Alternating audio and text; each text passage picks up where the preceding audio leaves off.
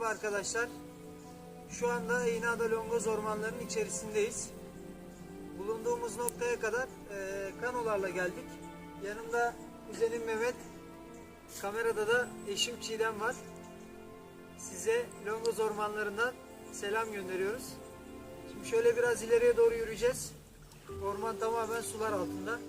Onu göstermeye çalışacağız sizlere. Mehmet gel bakalım.